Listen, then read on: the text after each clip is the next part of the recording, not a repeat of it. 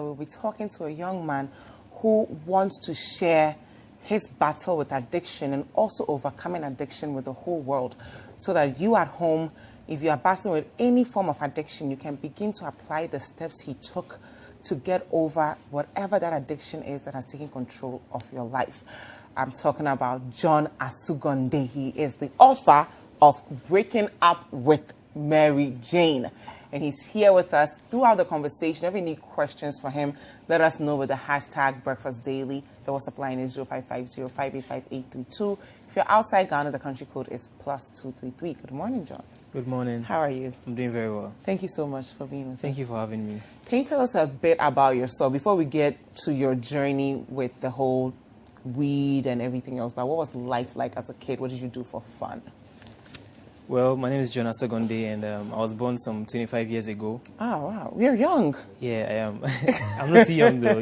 I'll be 26 in April. So. Oh, wow. Yes, you're old. Yeah, and so I was born to a Christian family. My dad is a pastor, and my mom is a caterer. Okay. And I was born in the Volta region, OT region now. Wow. Yeah, and basically life was very comfortable as a kid. I attended the best school in my community, and I was very interested in computer. And also, even at that age? Yeah, even at that age. People used to call me computer wizard when I was a kid. Wow. Yeah, so, I mean, life was pretty good. When did you first meet Mary Jane? Oh, I met When was Mary that Jane, first meeting like? I met Mary Jane in the university, my level 100. Okay. And what drove your curiosity? Walk us through what happened, because I must say he's a really great writer. But you're reading a book, you feel like it's a love story. He doesn't talk about it like just read. So walk us through that first date. So, I mean, before I got to university, I was already smoking cigarettes. Why? From the secondary school. Okay, let's talk about the cigarettes. Yeah. Why did you, what happened with the peer cigarettes? pressure, basically, because I went for a party with some of my seniors, and they introduced me to the cigarettes. Okay. So I decided to try it because I wanted to feel cool and all that. So, but I wasn't very. You didn't like it? I didn't really like it, but I smoked every now and then. So when I got to university, there was always an argument that marijuana is better than cigarettes because marijuana is natural. It doesn't contain nicotine as cigarettes, and so I was curious.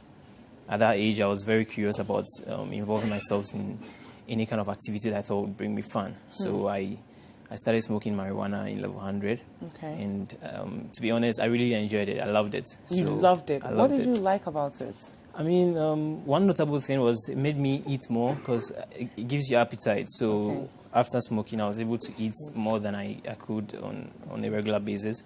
And it also helped me with my shyness. So I was able to interact with people more and, felt a bit bubbly at parties. I was having fun and all that. So I think that's one thing that actually drew me At what closer. point did you realize that this thing is now controlling my life and I need to end it? Yeah, so after 2 years, by the time I was going to level 300, I noticed it wasn't helping me. I actually failed 4 courses like 4 courses. How? Just like that. I mean, I was not going to classes any longer. We were always in the hostel, smoking, partying in the hostel. We didn't care about lectures any longer. And so even though I was a smart guy, I failed 4 courses straight up. So at that point, I realized, this habit is not going to take you anywhere. Wow. And you have to put yourself in check. But I wasn't able to quit because at that point I was very addicted. So I only tried harder to be able to graduate, but I still continued smoking. So were the people who knew you before you started smoking Mary Jane, did they react to you differently? Were they able to see that you were no longer that bright young man they knew? Yeah, I think a lot of people noticed because, I would always go on Facebook and rant, insult celebrities, criticize people and just, say weird stuff on social media. And so I think some people realize this guy is just becoming recalcitrant and all that. But I mean, nobody really confronted me about it. And my parents even didn't know I was smoking until after 4 years or 3 years of, And when they finally found out, what did they do? So, my dad is a pastor, like I said. So, they called me, they spoke to me, and I promised them I was going to stop. But still, I didn't stop. Why was it so difficult for you to stop?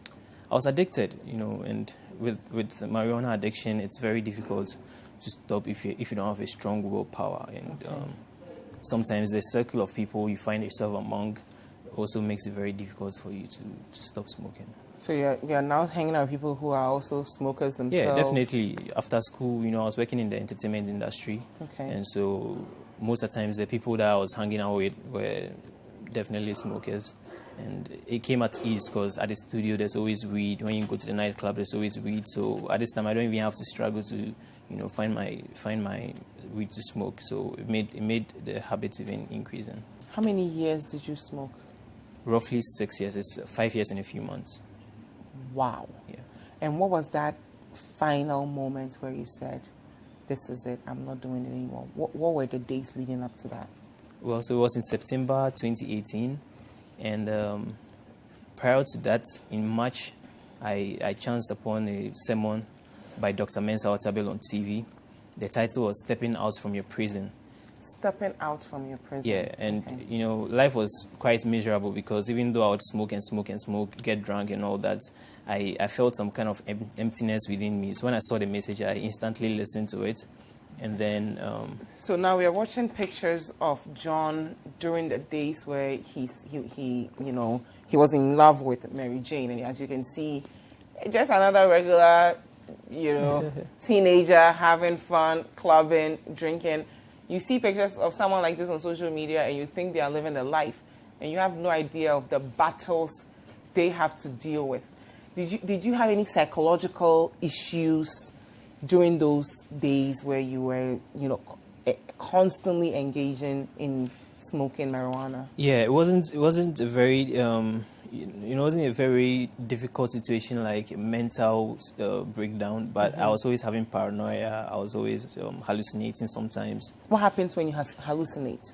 You go somewhere and then you feel like everybody's coming against you, or like, sometimes you feel like you are left behind, or I don't really know how to put it now because it's been a while I've even had that kind of feeling. Now I'm very peaceful, I'm very joyful. So, but I remember I used to have a lot of paranoia back then.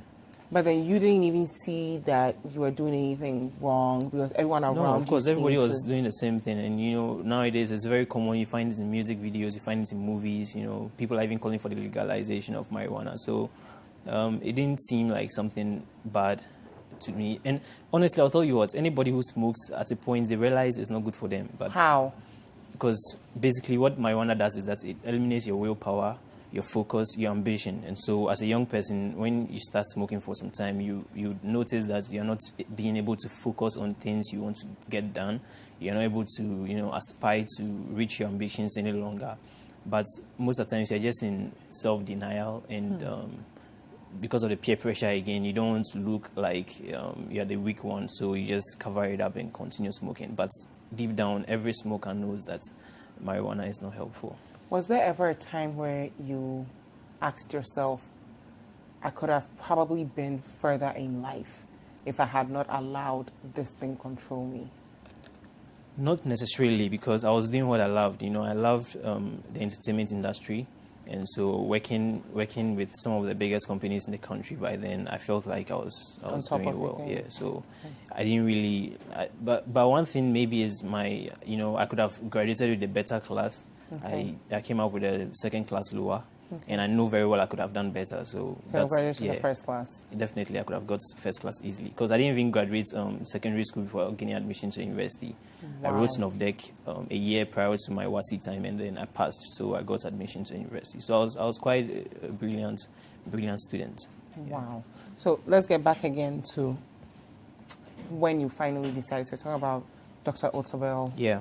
So, in March 2018, I came across that message, stepping out from your prison, and, it intrigued me. You're talking about how, you need to make better choices in your life. And even though God might come true for you, sometimes you have to step out yourself and make changes in your life to reach your destiny. But after listening to that message, it was just one of those things. My dad even is a pastor, so I've heard You've heard it your whole life. Yeah, so, but... through March to September, I kept listening to him once every now and then. And I remember in September, one cozy evening, I was in my room, I was watching TV again, and then I was actually smoking. So I took my very last puff. When I took the last puff, I felt like, nah, look, I'm not doing this any longer. It's not helpful. So I went to the toilet, and then I just flushed it. And since then, I've never smoked again. Wow. A lot of people try to break their addictions, and it's not as easy as throwing it in a toilet bowl, flushing it, and call it in a day. The next day, did you get an inkling to, you know what, I know yesterday I felt like we're breaking up, but today I kind of miss you, let's get back together? Well, you know, I attribute everything I've become to God. I think with Christ, everything is possible, and definitely that's what has been able to help me, you know, say no to smoking and being firm in that belief. But like you said, it's very difficult to quit addiction. And it requires a lot of willpower and dedication to actually be successful at it. But with me, I think it's just by the grace of God that I was able to quit instantly and then never looking back. You know. But you shared some steps with us on people who don't have a great willpower like you, day one, what you should do day two. So what informed those decisions? I captured in my book, I captured a daily guide, 30-day guide from day 1 to 30 where you can follow and, you know, hopefully be inspired to quit. And this basically came from my own experiences after I quit. So I noticed some of the things that were happening, and very, very honestly, some of the things you need to do is, you know, get rid of every smoking material you have, and maybe sometimes maybe distance yourself from the people, from other smokers, so that you're not tempted to go back into it. So I've captured that vividly in the book. How did you deal with the whole smoking helping you eat and all of that? Oh, I mean, that wasn't really a problem, because, you know, at a point, even when you smoke a lot, you even get to a point where you eat unhealthy meals, because you're always high, and then you settle for junk food, and, you know, so it wasn't really a problem with the eating habit. Okay, can I read a page from the book for our viewers? Okay, so I'm reading from Breaking Up with Mary Jane, page 26. And he starts off every day with a quote. So he has a quote here by Michael Jordan. I can accept failure. Everyone fails at something, but I can't accept not trying. Today is the beginning of your decision to quit. The first month of any substance is the most important. Do you want to continue for me since you have the page open? All right, so taking it one day at a time is the easiest way to get there. Don't worry about tomorrow or the next. Just stay with today. Each time you get through the edge and craving, you are closer to success. For today, make a list of genuine reasons you want to quit. Be proud of each success through a craving or urge. Remember the positive payoff for success. Reward yourself at the end of the day. Is that what you did your first day? Or you've noticed other friends who struggled and you made notes of it? Yeah, so at least for me, for my first day, I made a list of genuine reasons I wanted to quit. I told myself I wanted to be a better person. I wanted to be able to fulfill my purpose. You know, I wanted to be able to get things done. So those were some list of genuine reasons why I wanted to quit. And with that, it always reminds you, anytime you want to take another hit, it reminds you, no, look, you're doing this for the greater good. And so just stay true. And also, you know, it's just by taking it one day at a time. I didn't really worry about a 1 year time or 2 years. And now it's been over a year, you know, but I didn't even look at it that way. Congratulations. Thank you. It's a big yeah, step. so I was just taking it one day at a time. Every day, at the end of the day, when I realized I haven't smoked, then I give glory to God and just, you know, continue like that way. But how also, because when you are smoking weed, you are not productive, you are just there, you don't have any willpower. You stop smoking, that does not mean those habits are still not there with you. So you're not smoking anymore. But then you're still not productive. You still don't have the willpower. Where do you now get that strength to say, I'm going to document everything I'm feeling and I'm going to ensure I get through this day? Well, so, you know, contrary to that, honestly, when you quit smoking, in the very first week, you experience a tremendous change in your energy levels. You experience a tremendous change in your motivation to get things done. So for me, once I quit smoking, I started having time to focus on myself and to reflect in actual. Because before, you know, every time you're high and every time you're looking for the next place to get the dopest weed, or you're looking for the next friend to go out and smoke with. But when you quit and now you have all the time to yourself, you know, you sit there and then you start to think about things you you can get done. And so that's how it began for me. I mean, after I quit, I always just got inspired to get things done. But there are people who have withdrawals. Like me, I've never smoked, but I'm addicted to some type of food or, pastry. So if I don't eat it today, I'm happy, but tomorrow I'll be thinking of how beautiful it is, how it makes me feel when the sugar breaks down. So you start romanticizing the thing. And there are people who are not like you who experience these withdrawals, and then they end up right back. Yeah, so to that it's very important to replace every bad habit with a good one. Okay, how do you do that practically? So you have to look for other things. When I stopped smoking, one of the things I began to do was to read a lot.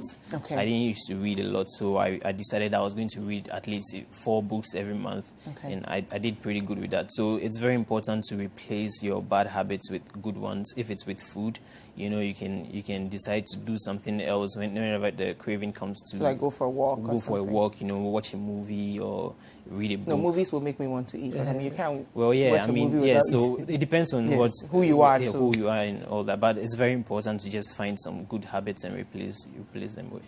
Now, you've gone through your addiction. Yeah. You've overcome the addiction. What now inspired you to say, I'm going to share this story with the world? Well, as a Christian now, I understand that it's very important to share testimony. One thing it does is it helps you to stay grounded in whatever belief you've made for yourself, and also it inspires other people out there to follow in your footsteps. And so I felt like I still have a lot of friends who smoke. I realized that there are a lot of young people in the secondary schools these days and even the universities who also smoke. And so I felt like if God has been able to do this for me, then it was only right for me to share my story with them and hopefully inspire other young people to quit and become more purposeful in life. Did you study literature in school? What did you study in uni? Human resource management. So what was the process like?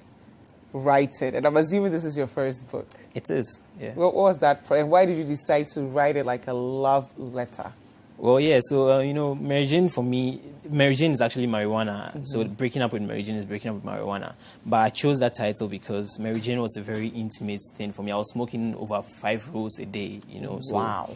This was something I was really close with. This was something I really got to know very well. And so I didn't just want to tarnish the image of marijuana and make it look like it's evil.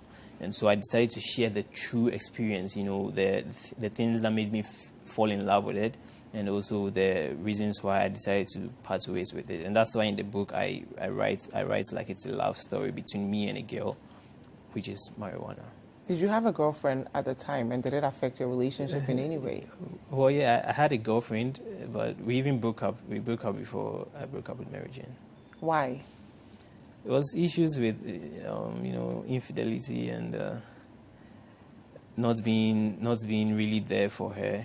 Because you were so connected to MaryJane that you didn't not feel just with any MaryJane, need. but because of my smoking habits, I was not upright in my other beliefs, and so I was a womanizer. I was getting drunk. Oh wow! I was I wasn't just the best boyfriend. So I mean, Did I you don't blame regret her. it? What? Did you regret it? I don't really regret it. Do you think you could have been a better boyfriend to her? I would have, yeah. I would have. Okay. How does it, trickle into other aspects, like spill into other aspects of your life? Because if you're a brilliant student, and you're not even taking your academics seriously, of course you're not going to care about the people in your life, and you're not going to apply yourself. So the people who are watching, who are probably defensive when their loved ones try to bring their attention to it, that you don't care about life anymore, do you have any ideas for them? I feel like we all have a very short time on this earth, and life is really short. And so if you are blessed to be here, you have to make a conscious effort to make the best out of every moment and to make the best out of every day. When I was smoking, I was hardly in touch with my parents. I didn't used to even speak to my mom, my siblings. I would always avoid them and all that. Because you think they would judge you? Yeah, I feel like they would judge me. They wouldn't understand me, and basically, when you're high and even in interaction with people, you're always lost because your mind is traveling to different places and you find yourself, lost in intellectual conversations. So because you want to avoid certain embarrassments, you tend to avoid the ones you love. And so, I've lost a good amount of time with my younger siblings. You know, I haven't been there whilst they're growing up to actually be able to bond with them and all that. So I think it's very necessary to make the best out of every moment you have on this precious earth. How did your friends who you used to party, smoke with, how did they react to the first time you told them I've stopped? What did they say? Trust me, they didn't believe it. Like, because Hermit is the guy who is always having the weed, you know. Your name is Hermit? Hermit, yeah. Okay. They call me John Hermit. So, I mean, I was always the one rolling up. I was always the one driving to go get a weed. You know, I have a lot of dealers around. You're the weed champion. So, you know, like, they didn't understand. Some of them didn't even know the dealers. So, I had to be the one to, you know, go and get it. So it was a big shock. It came as a big shock to them. Some of them even were betting that, oh, this boy Charlie, you will come back if you 9 day wonder, it just be something. So they were figuring out that maybe I would come back to the habit later. But you know, 1 week passed, 2 weeks passed, 3 weeks passed, and still this guy is not, you know, he's not giving in. So. But what was that light at the end of the tunnel that made you say, I'm not going to do this anymore. I'm just going to stick to. Yeah, I think not smoking. God just revealed to me that I could be a better person, and then I could make something better out of my life instead of, you know, I was not living with purpose. I was living a careless life, you know, not caring about the implications of my actions or what I wanted to become in future. So with that revelation that God made to me, I realized, look, it's high time for you to become purposeful. And how did you now set your life back on track? So you moved away from your friends. How difficult was that? Yeah, so I mean, you know, they started spreading rumors around, hey, John Hermit, right now if you meet him, he's just preaching to you, you know. So we grew apart. We sort of grew apart, obviously. Was it painful? To me, it wasn't really painful because I knew it was going to happen. I wasn't ready to sacrifice my belief just to make them happy. So even though they kept on making rumors about me, I didn't really care because I knew what I wanted to make of myself, you know. So after about 3 months, I just had to quit my job. Okay. Yeah, because you were no longer interested in the entertainment of course I have passion for entertainment, so I was still very, you know, concerned about impacting the entertainment industry, but that immediate environment wasn't the best for me because in the studio there's always weed, in the club there's always weed, so I realized it was just best for me to quit and, you know, focus on other things. And so when you quit, what were you now doing? Because I mean, you can't not have Mary Jane and also be broke. I know, right? You know, so definitely God provides for me every single day. But after I quit, I started putting more time into the book. Okay. And a few months later, I launched the book. It did very well. I sold over 500 copies. Wow. Yeah, and last year as well, MTN purchased an extra 1,000 copies. Nice. And with those 1,000 copies, these are some of them. I'm supposed to give them out for free. So if you look here, it's 100% free. Ah. Yeah, so I still have about 800 copies. I want to give out to secondary school students. You know, Can some of our viewers get copies since you're here? Yeah, definitely. I mean, I visited my alma mater, my secondary school. I gave them 50 copies. Wow. And I'm also looking to go to secondary schools across the country to donate to them for free. How does it feel? Like if you see where you are now versus where you were 5 years ago? Walk us through how it feels. It feels amazing. You know, these days I hardly face any challenges I'm not able to overcome. You know, I'm filled with more peace, more love, more joy, and life is just, you know, basically awesome. But when you do get that urge, what is the thing that you are able to tell yourself to overcome it? Because there are so many people battling with addiction. They may make it past 1 day, 2 days, 1 month, 3 months, but then they'll just relapse because it's such an intimate bond with whatever it is that they are addicted to that it's so easy to just fall right back in. Well, you know, I believe going back to an old habit is like taking 1 step forward and taking 2 steps backward. You know, it means you're not going anywhere. So it's very important to solidify your reasons to quit, and and always look at the brighter picture, look at the future, look at the legacy you're trying to leave behind. So you don't want to mess up the legacy. And that's another thing why it's very important for you to share your testimony. Because right now, even if I go back to smoking, I'm going to disappoint a whole lot of people. Everybody knows I've quit smoking. I've written a book about it. Imagine people who are reading my book only to find out that I've gotten back into the habit of smoking. So I think when you're dealing with something, you have to talk to people about it, be open about it, so that even when you're tempted to go back, you realize that, no, I've told this person I'm not doing this any longer. And so how would this person feel if he realizes that I've gone back into this habit? Do you have friends who tried and failed? Tried to quit smoking and failed? And Yeah, what was their journey like? I have a few friends, but I believe they've not just made up their mind yet, because they are not ready to sacrifice. It's lonely sometimes, because when you don't get to hang out with your friends who smoke any longer and you're not able to do certain things, sometimes it's lonely, and it takes an amount of, you have to be ready to sacrifice, that's mid-term joy or that mid-term happiness just for the greater picture. And so I feel like once I can do it, anybody else can do it. I'll tell you a story. Just last night, I visited the studio to see some of my old friends. And when I go to the studio, they were smoking. But, I didn't criticize them or condemn them. I was just hanging out with them, and I feel like it's important for them to see the change that has occurred in my life. Before I left the studio, one of them was like, "Hey, Charlie, if John Hermit go stop smoking, then me too, I go do one." So I think it's very necessary for us to live by example, so that people can see that, if this person is able to do it, then I can also do it. What about family members who may have a brother or a sister addicted to weed and they can't connect to the person? How do we also make sure we don't isolate them? Because it could be a cry for help. Yeah. Definitely, so it's very important not to condemn people who are involved in activities like that. In Africa, it's very common for people to liken smoking to evil spirits and, all sorts of spirituality. And I think it's very important to rather draw closer to those people, show them love, be there for them, encourage them, and take it easy with them, let them understand that they could do better without smoking. And for young people in our secondary schools and our universities who feel as though they can't have fun without smoking cigarettes, without smoking weed, what do you want to tell them?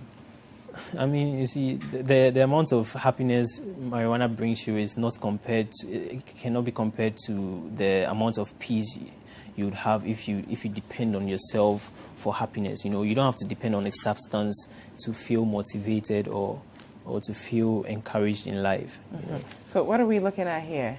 So that was me with the CEO of Mental Health Authority, Dr. Akwesi Osei.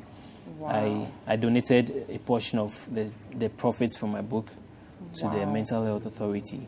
Wow. Yeah, so that's a check I'm presenting to them. I also gave them 50 copies of the book. Okay. Yeah. Yeah, and that's me at my alma mater. I was speaking to the students. What school is it?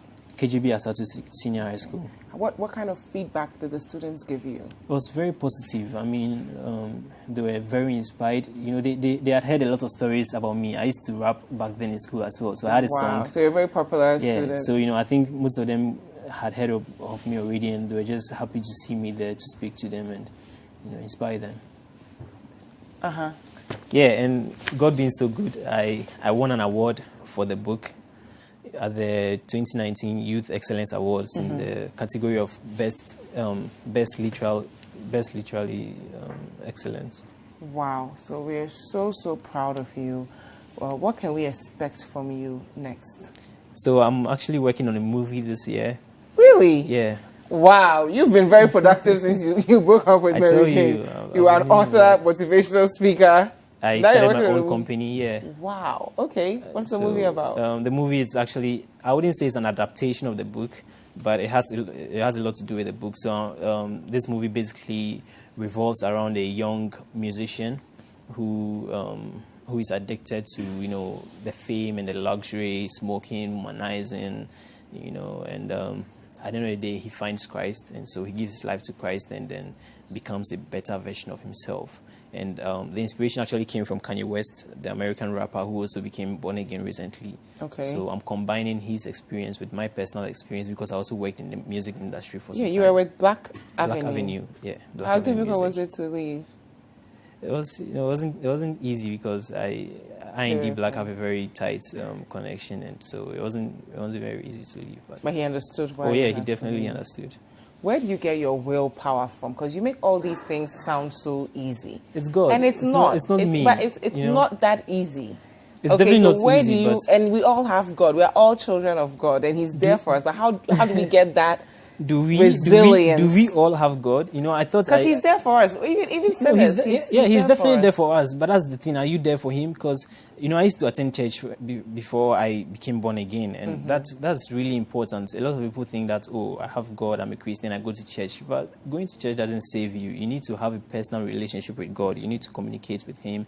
You need to love Him. You need to be committed to Him. And so I think that's what has been doing it for me. So what role did that strong, intentional, deliberate spirituality play in the entire journey for you, knowing that there was a being higher than you that you were accountable to? I was fearless. I didn't fear anything any longer. I knew that if God is the creator of heaven and earth, and He's able to do exceedingly above everything that I could think of, and I felt like He has given me the power to command anything I want to see come true. And so, just believing in God has given me a tremendous amount of power and belief in my own abilities to conquer the world. And we're so proud of you for Thank you. Not only overcoming your addiction to Mary Jane, but sharing your story with the world so that we'll all be inspired. Where do we get the book? If someone does not want to get a free copy and they actually want to buy the books for some kids? It's actually out of stock. The first 500 copies I sold already, and I only have the free copies now. But I'm printing new ones in February, and so those will be out. But I think there are still a few copies at the Accra Mall, Starlight shop. There are a few copies you can grab there. But how do we contact you if we want to engage you? I could put my number out there for people who want to contact me. So it's 0244 370 760. Okay. 0244 370 760. And do you have a social media handle? Yeah, my social media handles are I am John Hermit. Hermit is spelled Hermit. So I am John Hermit. So you've kept the Hermit. Yeah, everybody knows me as Hermit. So okay, so I can call you Hermit now because I know definitely. you. Thank you so much, John Hermit, for being with us. Thank you, It's Dzifa. been such a pleasure. We're in a country where people don't share their stories, right? There's no shame to it.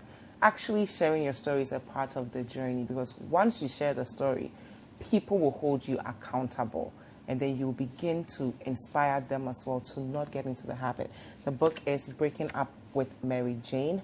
He's a young, gifted man. Even with the whole smoking thing, he still managed to graduate school with a decent grade, but he could have done more with his life if he had stopped. So I encourage all of you, if you have someone in your family dealing with addiction, pick up the book, read it with them, start a conversation. Don't come across judgmental, but focus more on empathizing with them and helping them heal from this addiction, because it is possible to heal and also have a productive life. We hope you've enjoyed the show. Make sure you subscribe, like, comment, and share with your friends. This is Breakfast Daily on CitiTV. Join the Breakfast Daily team Monday through Fridays from 7:30 a.m. to 10. Join us for breakfast daily, only on CitiTV.